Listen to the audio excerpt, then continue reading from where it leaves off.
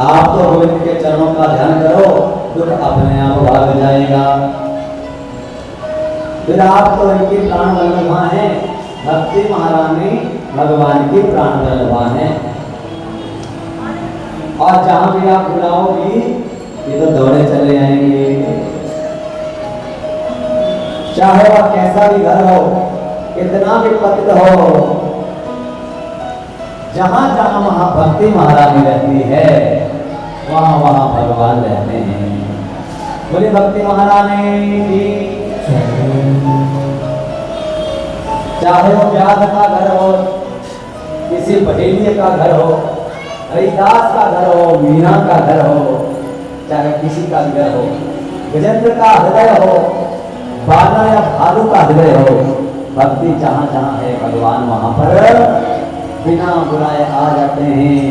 प्रियतम भगवान अपने प्राण वल्लभा के पीछे लग जाते हैं और अपने आप उस हृदय में प्रवेश कर जाते हैं। अब नारद जी ने ज्ञान और वैराग्य को जगाना आरंभ किया। जब परंतु ज्ञान वैराग्य थोड़े से उठते फिर गिर जाते। उसके बाद गीता पाठेन मूढ़ो, गीता का पाठ बार बार किया, तब भी ज्ञान वैराग्य थोड़े से चेतन होते फिर गिर जाते। नारद जी उन्हें खा रहे हैं, उपनिषदों का पाठ किया, ज्ञानम प्रबुद्धताम रे शीघ्रम, वैराग्यम प्रबुद्धताम रे शीघ्रम, जल्दी उठो। परंतु महाराज ज्ञान बहुत पतन करने पर कोई लाभ नहीं हुआ। तो नारद जी की चिंता बढ़ी, वो चिंताग्रस्त हुए और कहने लगे महाराज जितनी भी औषधालय में चटनी थी, जो भी वेद पुराण जितने भी उपनिषद हैं, गीता है, सब पर दिया।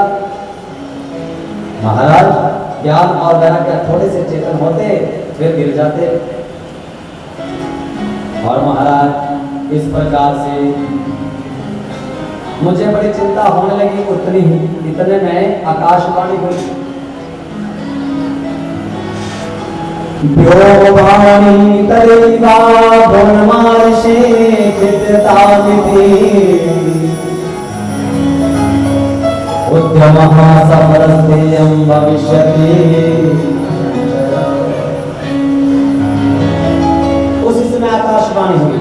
आकाशवाणी ने निर्देश दिया, नारद जी उद्यम करो, उद्यम करो, उद्यम करो, तुम्हें सफलता मिलेगी। नारद जी ने पूछा फिर क्या करूं? आकाशवाणी ने कहा सत्कर्म करो। नारद जी ने कहा जो मैं अभी कर रहा था ये क्या था? ये सत्कर्म नहीं था क्या? ये सत्कर्म और क्या है? तब आकाशवाणी ने कहा किसी संत महात्मा से पूछो ये सत्कर्म क्या है। अब महाराज आकाशवाणी हो गई, सोचने लगे किससे पूछूं? चलो महात्मा से, साधु संतों से पूछते हैं। तो महाराज ढूंढने लगे ऐसा कोई संत जो बताए सत्कर्म क्या है। सत्कर्म क्या है? जिस सत्कर्म को करने से ज्ञान और वैराग्य शीघ्र ठीक हो जाएंगे, वो सत्कर्म क्या है? उसको ढूंढने के लिए चले। तो जिन संतों को पता लगा नारद जी प्रश्न करने आ रहे हैं, तो कुछ संत तो मौन हो गए, कुछ देखते ही नारद जी को वहीं से ही खिसक जाते हैं। तो महाराज हमने बहुत सारे संतों से पूछा, सबने कहा महाराज आप ब्रह्मा के मानस पुत्र हैं और भ्रमण करते रहते हैं, और आप पूछ रहे हैं महाराज कि सत्कर्म क्या है, क्या है, यह जानने के लिए मैं घूमता हुआ आज बद्रीनाथ धाम में पहुंच गया हूँ। यहाँ पे मुझे आपका आपने पूछा कि महाराज कहाँ घूम रहे हो, तो महाराज मैंने आपके सामने अपना जो भी दुख था सुना दिया है। अब आप महाराज ये बताएं सत्कर्म क्या है। बोलिए राधे राधे। अब ये सत्कर्म क्या है ये बताइए। सनकादिकों ने कहा बस इतनी सी बात। तो महाराज नारद जी से सनकादिकों ने कहा सुनो भैया,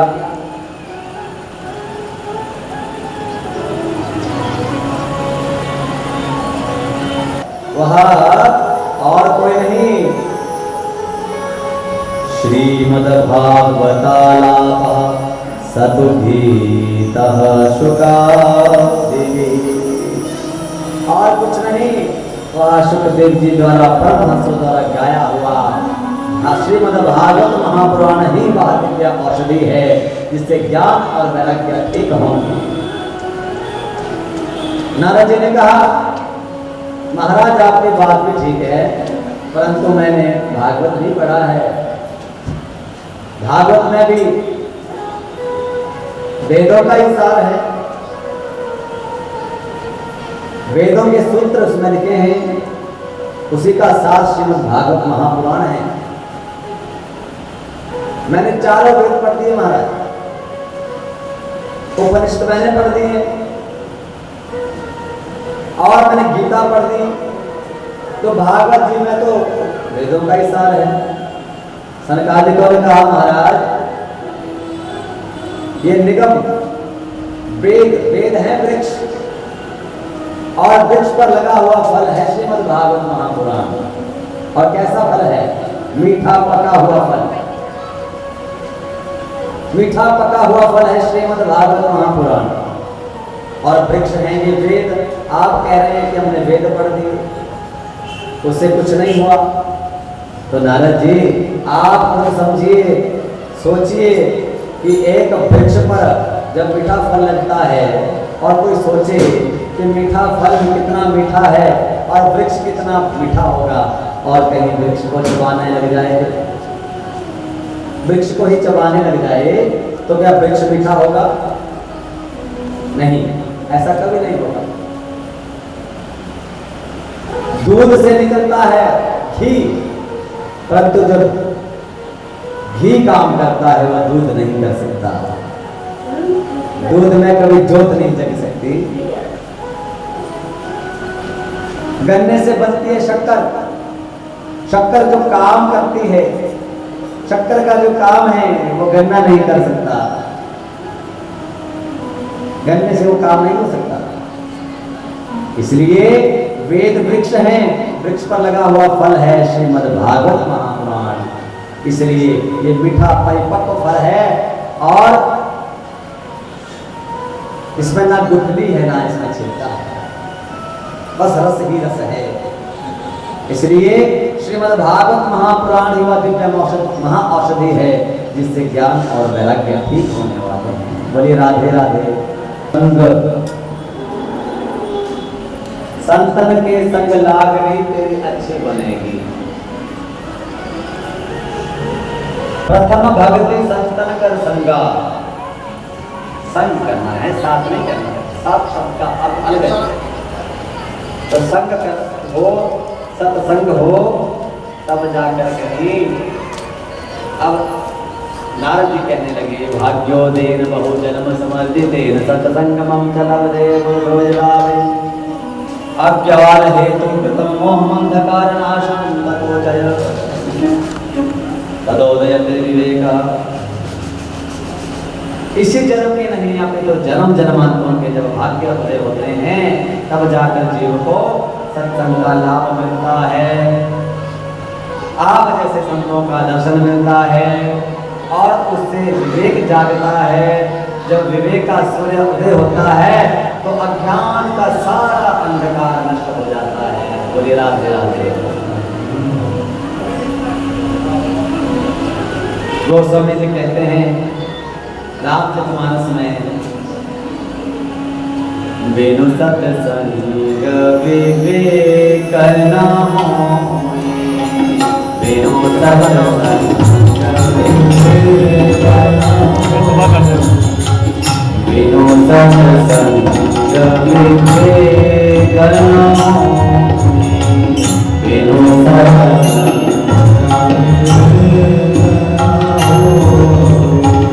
राम बिनु पुरवन सोई, राम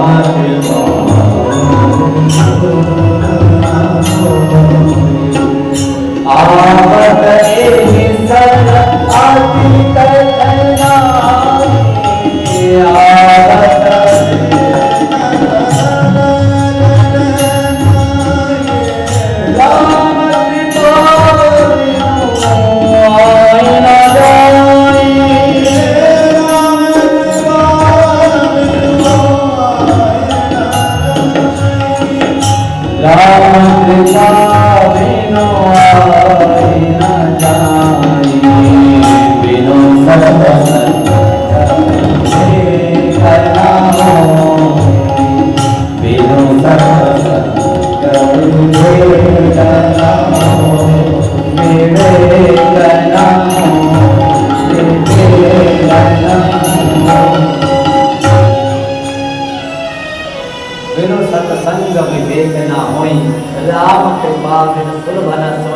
बिना सत्संग से हमारे विवेक का उदय नहीं हो सकता।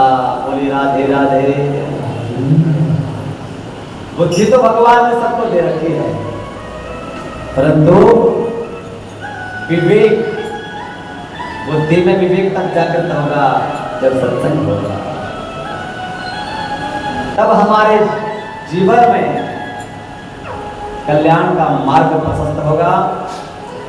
इस प्रकार से नारद जी बड़े प्रसन्न हुए और कहने लगे, हमारा परम सौभाग्य है, आप जैसे संतों का हमें दर्शन का सौभाग्य प्राप्त हुआ। अब तो मैं आपके श्रीमुख से श्रीमद् भागवत महापुराण की कथा का श्रवण करूंगा। आपके ही मुख से ही हम इस कथा का श्रवण करेंगे, इस दिव्य महाऔषधि को प्राप्त करेंगे।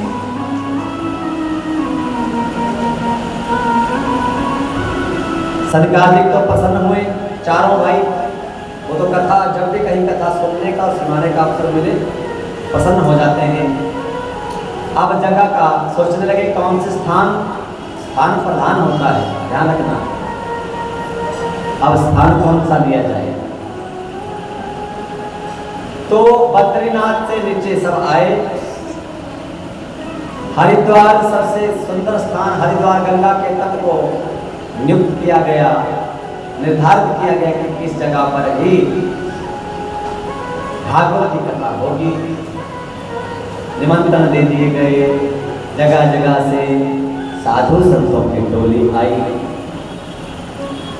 साधु संत दौड़े, जो सन्यासी थे अपने शिष्यों के साथ दौड़े, और जो परिवार वाले थे अपने परिवार के साथ, परिकर के साथ दौड़े। और गंगा के तट पर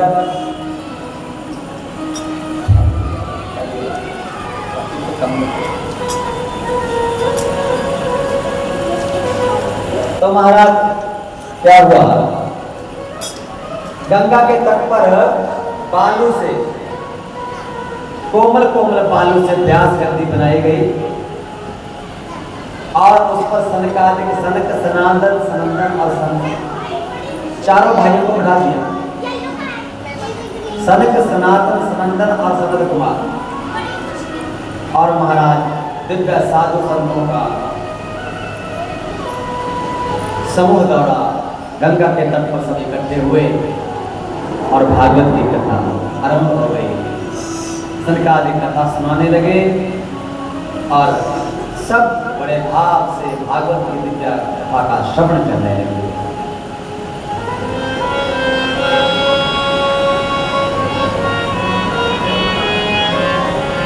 और वो कथा कैसी कथा है?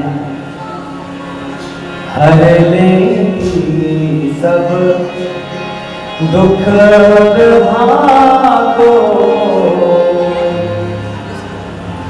हर ले सब दुख भागो, हर संसार की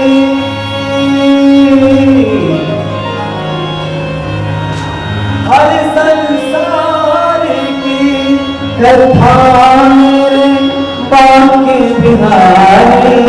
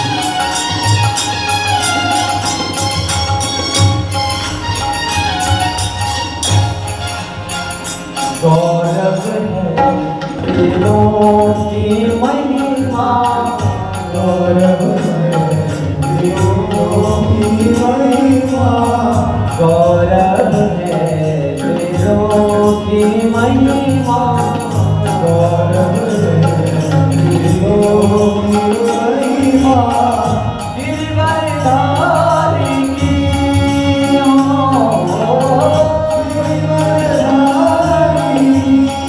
कथा में वाके बिहारी, कथा मेरे बाके बिहारी, जय वृंदावन, जय वृंदावन वाके बिहारी, वृंदावन बाके बिहारी, जय वृंदावन वाके बिहारी, वृंदावन बाके बिहारी, जय वृंदावन वाके बिहारी, वृंदावन बाके बिहारी, जय वृंदावन वाके बिहारी, हरि बोलिए, जय वृंदावन वाके बिहारी, हरि बोलिए, जय वृंदावन वाके बिहारी, विराजे राधा रानी, रंग विराजे राधा रानी, जय वृंदावन वाके बिहारी, जय वृंदावन वाके बिहारी, जय वृंदावन वाके बिहारी, जय वृंदावन वाके बिहारी, जय वृंदावन